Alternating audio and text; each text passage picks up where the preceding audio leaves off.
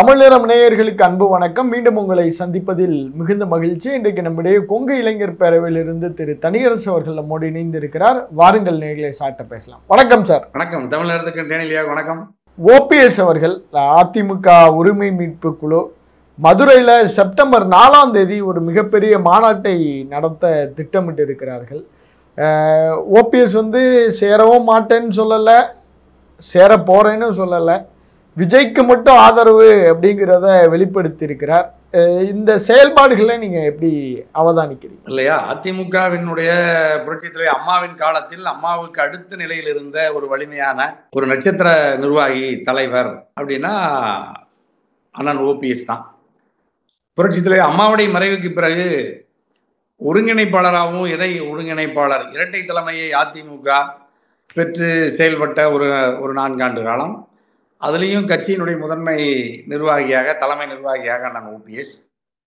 பிறகு அது பொதுக்குழு இபிஎஸ் ஓபிஎஸ் முரண்பாடு, பொதுக்குழுவில் அண்ணன் ஓபிஎஸ் நீக்கப்பட்ட பிறகு நீதிமன்றத்தை நாடி உரிமைக்காக போராடியது, பிறகு மக்களை திரட்டி களத்தில் போராடியது. இந்த நிலை வரைக்கும் தொடர்ந்து போராடுகிற அதிமுகவில் தன் அதிகாரத்தை அல்லது தன்னுடைய பங்கை எடப்பாடியால் பறிக்கப்பட்ட அந்த அதிகாரத்தை பதவியை மீண்டும் சட்ட ரீதியாகவும் நிலைநிறுத்துவதற்கு போராடி வருகிற அண்ணன் ஓபிஎஸ் இப்பொழுது மக்கள் மன்றத்திலும் மதுரையில் செப்டம்பர் 4 நடத்துகிற மாநாட்டின் மூலமாக இன்னும் ஒரு வலிமையாக கூர்மையாக தொண்டர்களை திரட்டி மக்களை திரட்டி நாட்டு மக்களிடத்தில் அதிமுகவை வலிமை சேர்ப்பதற்கு ஒரு அறிவிப்பை அண்ணன் ஓபிஎஸ் நேற்று முன்தினம் பேசியிருக்காரு. நேற்று அது ரொம்ப மகிழ்ச்சி, வரவேற்கத்தக்கதுதான்.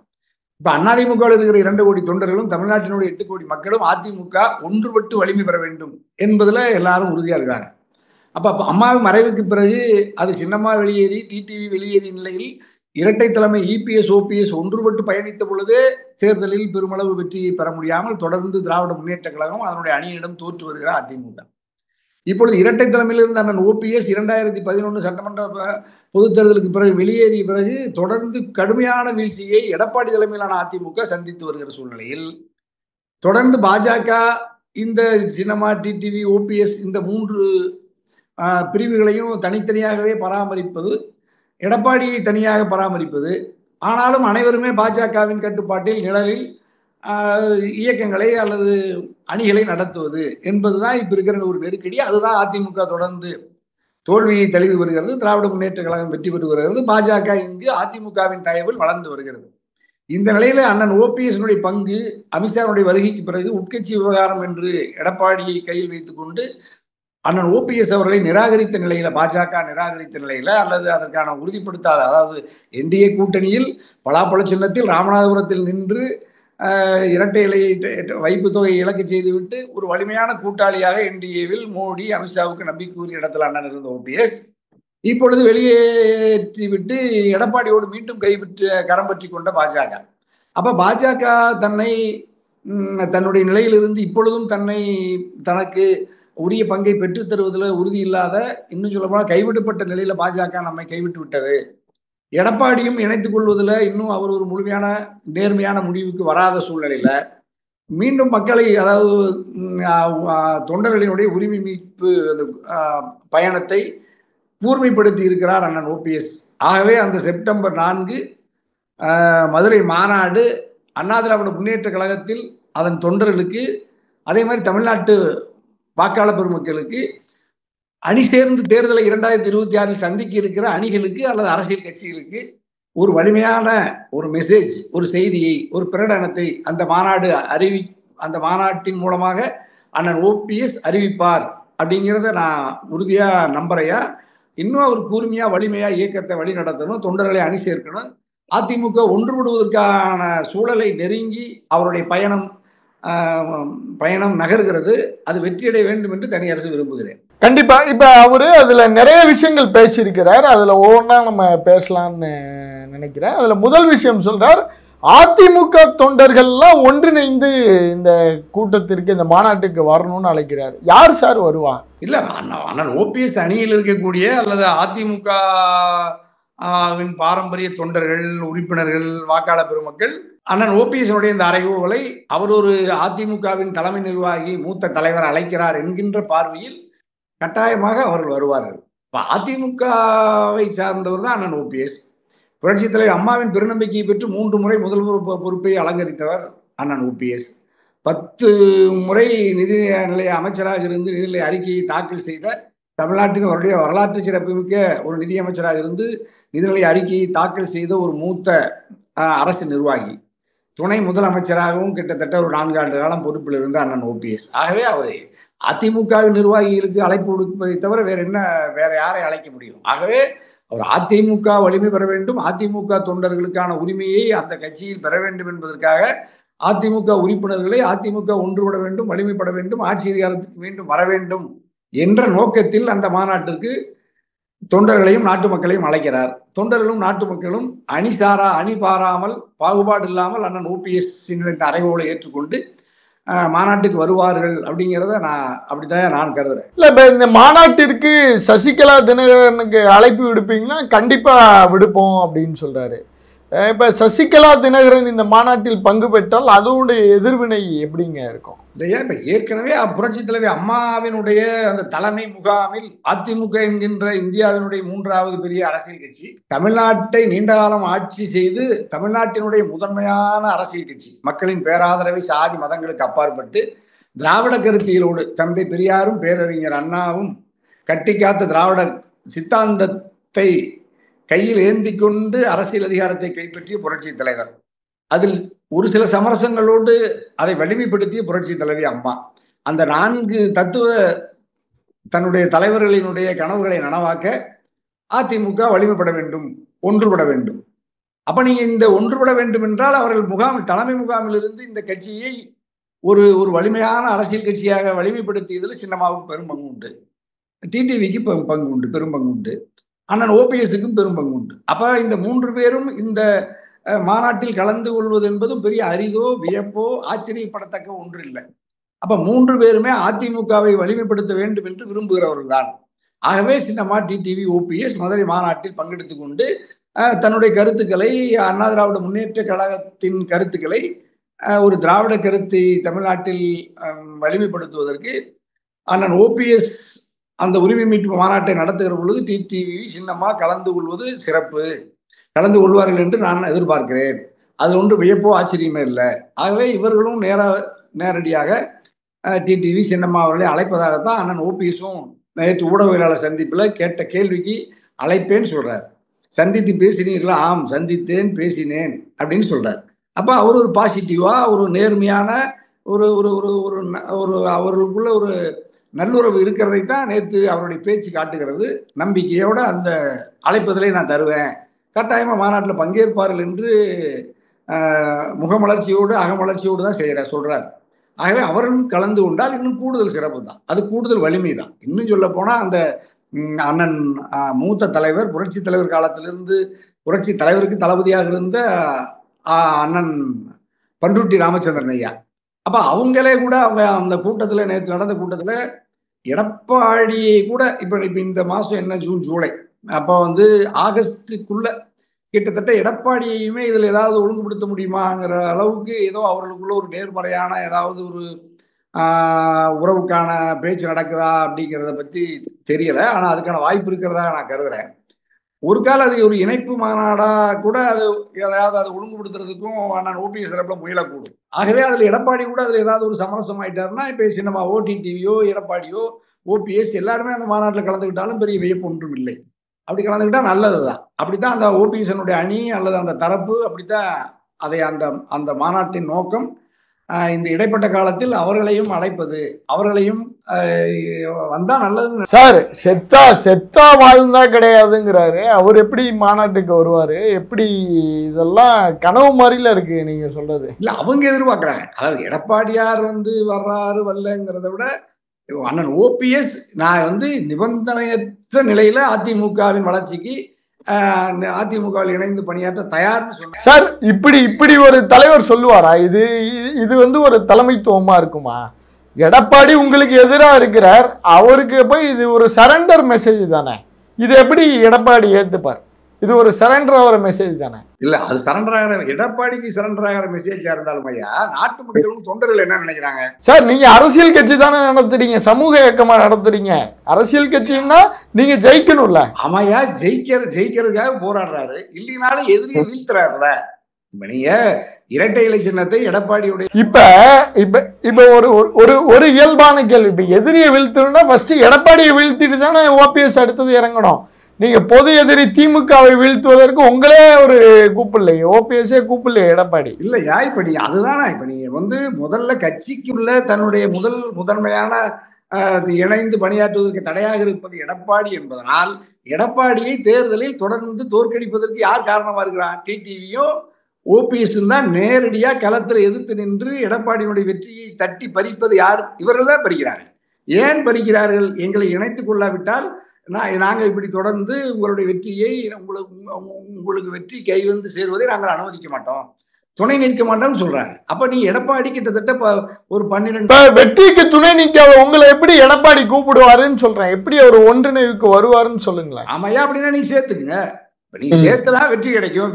சேரவில்லை என்றால், இணைப்பு உறுதியாகவில்லை என்றால் தோல்வி நிச்சயிக்கப்பட்ட ஒன்று. அப்படின்னா அதிமுக தொடர்ந்து வலிமை இழந்து வருகிறது. அதுதான் அதையும் நீங்க சுழிப்பட்டு சொல்றாரு. அப்படி ஒரு கால் 26ல் அண்ணா திராவிட முன்னேற்ற கழகம் ஆட்சி அதிகாரத்தை எடப்பாடியினுடைய இந்த பிடிவாத போக்கால் தவிர்க்கப்படுமானால், அந்த பிழை வரலாற்று பிழை, அதிமுகவினுடைய மிகப்பெரிய சோதனை 2026 தேர்தலுக்கு பிறகு பெரிய அளவில் பாரிய அளவில் இருக்குங்கிற எச்சரிக்கையும் தான் சொல்றாங்க.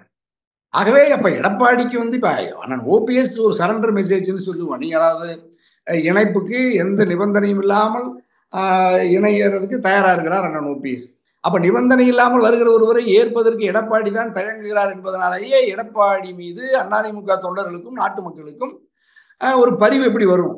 அப்ப தன்னுடைய சக தலைமையில் இருந்த ஒரு ஒரு புரட்சி தலைவர் அம்மாவின் பேரன்பை பெற்றிருந்த ஒருவரை நிராகரிப்பது என்பது ஒரு பெரிய தாழ்வு, ஒரு பெரிய வரலாற்று பிழை.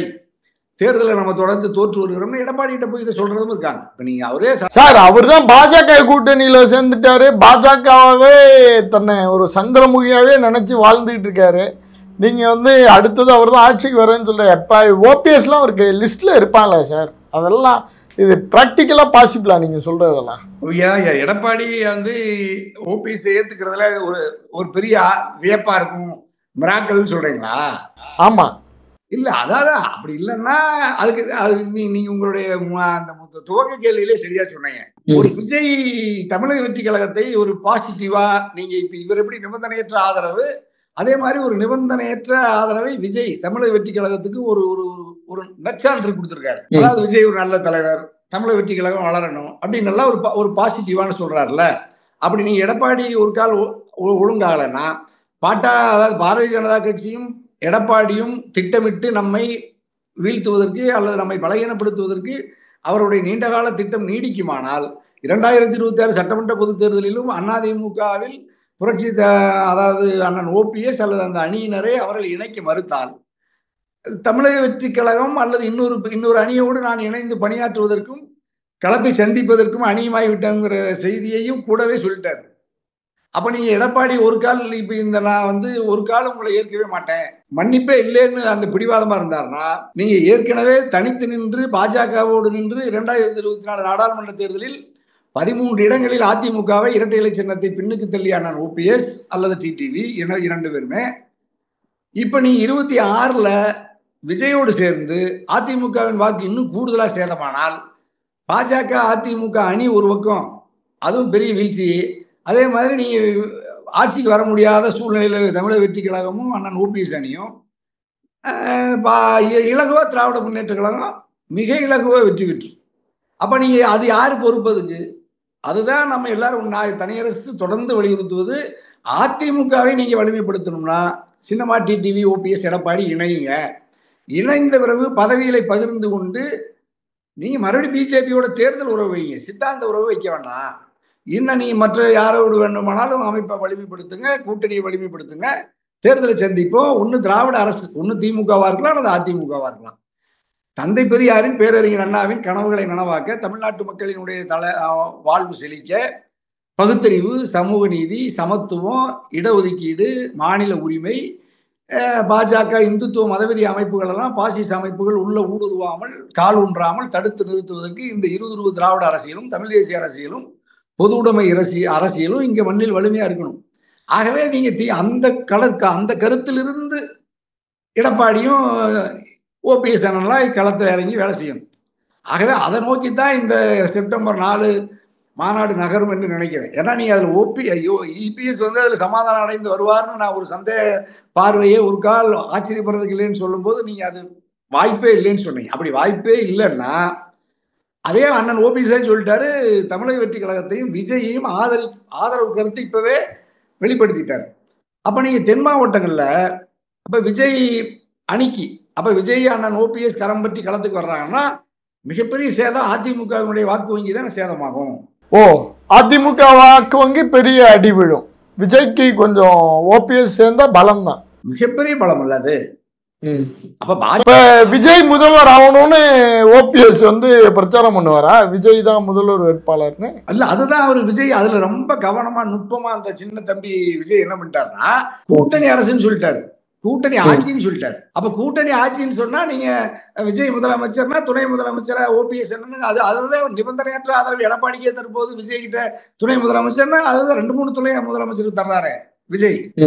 அப்ப இந்த அணி ஒரு கிட்டத்தட்ட ஒரு வலிமையான அணியா கூட எதிர்காலத்துல விஜய் அணி மாறினாலும் ஆட்சிக்கு வர்றது இல்லை. ஆகவே இப்படி எல்லாம் ஒரு சூழ்நிலை வருகிறது எண்ணித்தான் எடப்பாடி ஒழுங்குபடுத்தணும்னு நம்ம தொடர்ந்து வலியுறுத்துறோம். அதுக்குதான் அண்ணன் வந்து எடப்பாடிக்கும் நிபந்தனையற்ற அழைப்பு.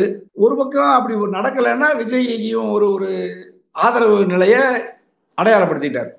அப்ப இந்த செப்டம்பர் 4 ஏதாவது ஒரு அதிகாரபூர்வமான பிரகடனத்தை அண்ணன் ஓபிஎஸ் மதுரை மாநாட்டில் பிரகடனப்படுத்தக்கூடும். அதன் ஒட்டி அரசியல் கள நிலவரம் தமிழ்நாட்டு அரசியலில் ஒரு மாறுதலை தரும். அப்ப அண்ணன் வந்து பாஜகவுக்கும் ஒரு மெசேஜ் தர்றாரு, அதிமுகவுக்கும் ஒரு செய்தியை சொல்றாரு. நீங்க வந்து 2 பேரும் போதும், நாங்க தேவையில்லை, அண்ணன் ஓபிஎஸ் ஆகிய நான் உங்களுக்கு தேவையில்லைன்னா நான் நீதி கேட்டு உங்க 2 பேர்த்தையும் தோற்கடிப்பதற்கு விஜயோடும் தமிழக வெற்றி கழகத்தோடும் இணைந்து பணியாற்றுவதற்கு எனக்கு எந்த தயக்கம் இல்லைங்கிற அளவு இல்ல. இப்ப நீங்க நிறைய பேட்டிகள்ல குறிப்பிட்டது விஜய் வந்து பாஜக ஆளு, விஜய் வந்து பாஜக இருக்கு அப்படின்னு சொல்றீங்க. பாஜக எப்படி இதை அலோவ் பண்ணும்? சிறப்பான கேள்வி. அதனாலதான் நீங்க பாஜகவோட ஆள் தான் விஜய்ங்கிறது எனக்கு ஒன்றும் மாற்று கருத்து இல்ல. பாஜகவுடைய ஆள் தான் அண்ணன் ஓபிஎஸ், பாஜகவுடைய ஆள் தான் எடப்பாடி, டிடிவி எல்லாரும். அப்ப திராவிட முன்னேற்ற கழக அணியை தவிர இங்க இருக்கிற அனைத்து அணிகளும் சின்ன குட்டி சமுதாய இயக்கத்து வரைக்கும் மோடி வாழ்க, அமித்ஷா வாழ்க, திராவிட மொழிய, தமிழ் ஒழிய, இந்தி வாழ்கிற அளவுக்கு தமிழ்நாட்டில் ஒரு பெரிய சீரழிவு அரசியல் சமீபத்தில் ஒரு 10 ஆண்டுகள்ல, குறிப்பா இந்த 5 ஆண்டுகள்ல ஒரு வேகமா ஒரு தலையெடுத்திருக்கு. இது பெரிய நச்சு கருத்து தான். இந்த நச்சு சிந்தனை ஒரு நவீன தமிழ் சமூகத்திற்கு நம்மளுக்கு அனைவருக்கும் தாழ்வு தான். தென்னிந்திய நலச்சங்கத்திலிருந்து, நீதி கட்சியிலிருந்து, சுயமரியாதை இயக்கம், திராவிடர் கழகம், பகுத்தறிவாளர் இயக்கம், திராவிட முன்னேற்ற கழகம்னு அது பறந்து விரிந்து தமிழ் இனம் வாழ்க, மொழி வாழ்கன்னு நம்ம ஒரு வலிமையான ஒரு புதிய அரசியலை இந்த மண்ணில், நவீன அறிவியல் அரசியல் இந்தியாவில் இருக்கிற ஒரே மாநிலம் தமிழ்நாடு மட்டும்தான்.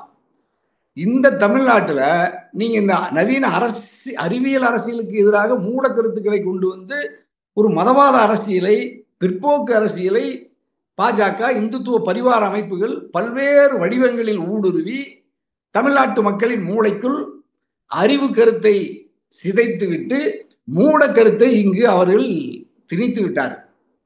அதனுடைய வெளிப்பாடுதான் இப்ப நீங்க தேனிலையா சரியா கேட்டீங்க. எவ்வளவு பெரிய திராவிட இயக்கத்தின் முன்னணி தலைவர்களுக்குள்ளே கூட இந்த பாஜக ஆதரவு நிலை எப்படி வந்துச்சு? தம்பி விஜயா இருந்தாலும், அண்ணன் ஓபிஎஸ்ஆ இருந்தாலும், எடப்பாடியா இருந்தாலும், எங்க அண்ணன் ஜான் பாண்டியனா இருந்தாலும், எங்க அண்ணன் கிருஷ்ணசாமியா இருந்தாலும், எங்க அண்ணன் ஏசி சண்முகையாவா இருந்தாலும், எங்க அண்ணன் பாரிவேந்தர் ஐயாவா இருந்தாலும், எல்லா அமைப்புகளும் நீங்க முக்குளத்து சமூகத்தில் இருக்கிற கிட்டத்தட்ட 90 விழுக்காடு அமைப்புகள் எல்லாருமே எங்க வடநாட்டு கட்சி வாழ்கன்னு சொல்றாங்களே, எப்படி இந்த கருத்து எங்கிருந்து வந்துச்சு? எல்லாருமே மோடி வாழ்க, அமித்ஷா வாழ்க, எல்லாருமே நீங்க பசுமன் முத்துராமலிங்க தேவரையா படம் வச்சிருந்த ஒட்டுமொத்த முக்குளத்து சமூகமும் இப்ப பசுமன் முத்துராமலிங்க தேவரையா 10 ஆண்டுகள் சுதந்திரத்துக்கு போராடிய மகத்தான ஒரு தேசிய தலைவர், மிகச்சிறந்த பொது உடைமை கருத்துக்களை சொன்னவர், சாதி சமயங்களுக்கு அப்பாற்பட்டு நாட்டின் மீது உயிரையே தந்த, நாட்டுக்காக அர்ப்பணித்த மகத்தான தலைவன் பிறந்த அந்த இனத்திலிருந்து, அந்த மண்ணிலிருந்து வடநாட்டு இந்தி கட்சி பாஜக மோடியை ஆதரிக்கிற போக்கு எப்படி வந்துச்சு? அவர்களால் எப்படி ஊடுருவதை சிதைக்க முடிந்தது? ஃபார்வர்டு பிளாக்னு சொல்ற நேதாஜி ஐயாவோட கட்சி அந்த தலைப்பில் இருக்கிறவங்களே எல்லாரும் தமிழ்ல கூட நீ போடாம அவங்க பேருக்கு பின்னாடி ஜீன்னு போடுற அளவுக்கு தென் மாவட்டங்கள்ல மாறி போய் கிடக்குறாங்க. இந்த நிலைதான் இப்ப நமக்கு பெரிய ஆபத்து. இதிலிருந்து நம்மை மீட்பது அல்லது இவங்க ஒழுங்குபடுத்தணும்னா அப்ப தம்பி விஜய் பாஜகவோட ஆளு, ஓபிஎஸ் பாஜகவோட ஆளு, எடப்பாடி பாஜகவோட ஆளு, இப்ப பாஜக எடப்பாடியோட இருக்கு. இப்ப இந்த 2 அணியை நீ எப்படி பிரிச்சு தனியா அனுப்பாங்கன்னு நீங்க சொன்னா அவங்க என்ன சொல்றாங்கன்னா இதுக்கு எடப்பாடி மட்டும்தான் தடையா இருக்கிறாரு. இப்ப ஓபிஎஸ் நீங்க இப்ப அவங்க ரொம்ப கவனமா நுட்பமா செய்யறாங்க. விஜயை களத்தில் இறக்கி திமுகவின் ஆதரவு வாக்குகளை பிரிப்பதுதான் விஜய் உருவாக்கியது பாஜகவினுடைய நோக்கமா இருந்துச்சு.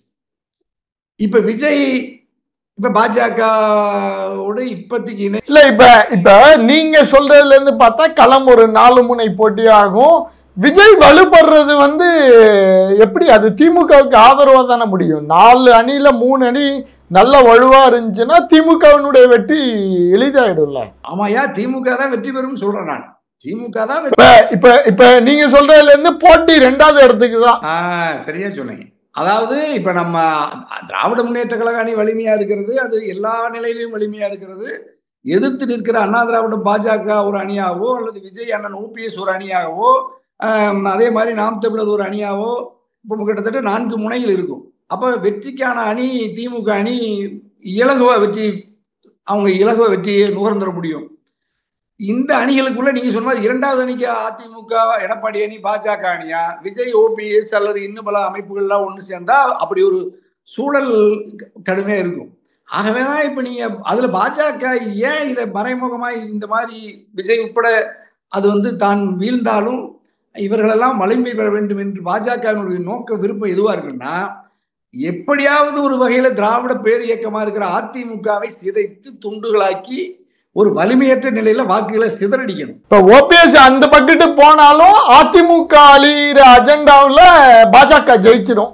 அதுதான் இப்ப அவங்க திட்டம். அவ்வளவு. அப்ப நீங்க ஒரு விஜயோலையோ அண்ணன் ஓபிஎஸ் ஆலவோ தனியா இருக்கிற டிடிஐயோடையோ அல்லது பாஜகவோ எடப்பாடியோ இவர்களெல்லாம் இவர்களெல்லாம் எதிர்கொள்வது பாஜகவுக்கு ஒரு பொருட்டே கிடையாது. ஏன்னா இவர்களெல்லாம் பாஜகவை எதிர்த்து ஒரு வார்த்தை கூட கனவிலும் நினைக்காதவர்கள், வாய் திறந்து பேசாதவர்கள். அப்ப இவர்களால பாஜகவுக்கோ மோடிக்கோ அதனுடைய கோட்பாடுகளுக்கோ கொள்கைகளுக்கோ எந்த சேதமும் எப்பொழுதும் இல்லை.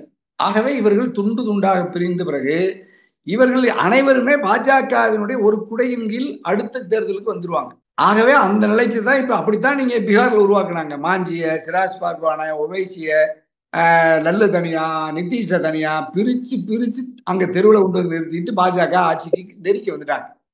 மகாராஷ்டிரத்துல அங்க இருக்கிற காங்கிரஸ் உடைச்சு சரத்பவாரை உடைச்சு அஜித் பவார், சிவசேனாவை உடைச்சு ராஜ் தாக்கரே, உத்தவ் தாக்கரே, அதற்கு பிறகு ஏக்நாத் ஷிண்டே. அப்ப சிவசேனா எப்படி வலிமை இழந்ததுன்னா நீங்க சிவசேனா பெரிய ஒரு தாக்கரே பால் தாக்கரே இறந்த பிறகு அது ராஜ் தாக்கரே தனியா பிரிஞ்சார், உத்தவ் தாக்கரே தனியா போனார்.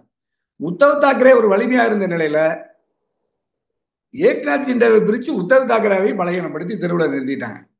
இப்ப அங்க யார் வந்தா மகாராஷ்டிராவில் அது வரைக்கும் ஒரு துணை அமைப்பா இருந்த பட்னாவிஸ் பாஜக இப்பொழுது தனிப்பெரும்பான்மையோட ஆட்சிக்கு அங்கு காங்கிரஸ் வீழ்த்தப்பட்டு விட்டது, தேசியவாத காங்கிரஸ் அங்கே வீழ்த்தப்பட்டு விட்டது, சிவசேனா அங்கே அங்கே அப்படி ஒரு கட்சி இருக்குதான்னு தெரியாத அளவுக்கு அங்கே அடையாளம் காணாமல் சிதைக்கப்பட்டு விட்டது. ஒரே கட்சி அங்கே பாஜக. அதுதான் கோவாவில் பாஜக, அஸ்ஸாமில் பாஜக, ஹிமாச்சல்ல பாஜக, ஆந்திராவில் கிட்ட நெருக்கி அவருடைய துணை அமைப்பா சந்திரபாபு நாயுடு, அங்கே ஜெகன்மோகன் ரெட்டி எல்லாம் காணாமல் போயிட்டாங்க. தெலுங்கானாவில் கிட்டத்தட்ட பாஜக தான் ஆட்சி செய்யுது. காங்கிரஸ் பெயரளவில் தான் இருக்கு. சந்திரசேகர ராவை காணாம். பீகார்ல அதுதான் நிலைமை. உத்தரப்பிரதேசத்துல அரசியல் கட்சியை எதிர்த்தே கிடையாது, பேரளவில் அகிலேஷ் யாதவ். அதே மாதிரி ஒரிசாவில் பிஜு பட்நாயக் தலை எவ்வளவு பெரிய கட்சி இது, பிஜு ஜனதா தளம். நவீன் பட்நாயக்கா மருத்துவமனை பணியில் இருக்கிறார், அவ்வளவு பெரிய கட்சி. ஒரு தேர்தலில் சிதறடிச்சிட்டாங்க.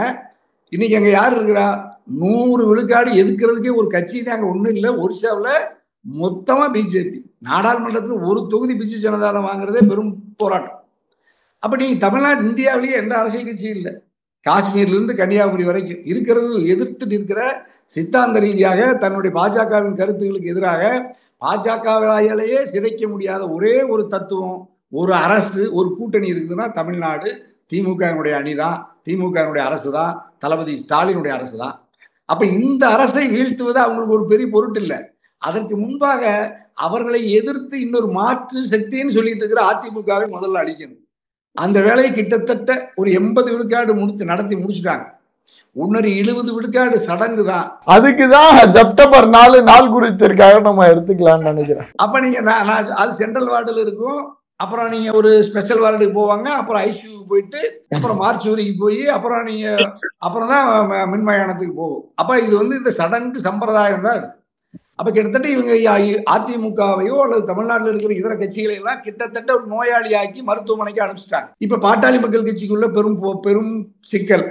நாளெல்லாம் அந்த அந்த தலைமை அல்லது இரு அணிகளான ஒரு பெரியவருக்கும் சின்னவருக்குமான ஒரு மோதலை பார்க்கணும். மறுமலர்ச்சி திராவிட முன்னேற்ற கழகத்துக்குள்ள ஒரு சிக்கல், அது ஒரு மோதலை நம்ம இப்ப 2 சமயத்துல பார்க்கணும். அப்ப கிட்டத்தட்ட ஒரு கருத்தியல் ரீதியா சித்தாந்த ரீதியா தளத்துல நிக்கிற பிராந்திய கட்சிகளை பூரா ஏற்கனவே தேசிய கட்சியை காங்கிரஸை ஒழிச்சு ஐசியூவில் கொண்டு படுக்க வச்சுட்டு அது ஒன்றும் இறுதி ஊர்வலம் மட்டும் பாக்கி வச்சிருக்காங்க. அதுக்கும் அவங்க நினைச்சா எப்போ வேணாலும் முடிச்சிருவாங்க. அவங்களா நிறுத்தி வச்சிருக்கிறாங்க. அதாவது டெத் அனௌன்ஸ்மெண்ட்டும் அறிவிக்காம வச்சிருக்கிறாங்க. அது இருக்கு, ஐசியூவில் இருக்கு. அப்ப கிட்டத்தட்ட இப்ப நீங்க இந்த மாநில கட்சியெல்லாம் கிட்டத்தட்ட அதாவது பாஜகவுடைய ஐசியூ அப்சர்வேஷன்ல இருக்கு. மருத்துவர்கள் அவங்க தான் வச்சிருக்காங்க. அவங்க மோடி அமித்ஷா பார்த்து முடிவு பண்ணுங்கிறீங்க. அவங்க நினைச்சா ஒருத்தர் டிஸ்சார்ஜ் பண்ணுவாங்க, அவங்க நினைச்சா ஒருத்தர் ஐசியூல பண்ணுவாங்க, ஒருத்தர் சென்ட்ரல் வார்டுக்கு அனுப்புவாங்க அல்லது மார்ச்சுவரிக்கு அனுப்புவாங்க. இந்த நிலைமை தான் இன்னைக்கு இந்தியாவில் இருக்கு. ஆனா கண்டிப்பா மிகப்பெரிய ஜனநாயக நாடு. ரொம்ப சிறப்பான கருத்துக்களை எங்க நேயர்களுக்காக சொன்னீங்க. உங்களுடைய இந்த நேரத்திற்கும் வாய்ப்பிற்கும் நெஞ்சார்ந்த நன்றி. தமிழகத்துக்கு நேரடியாக வணக்கம்.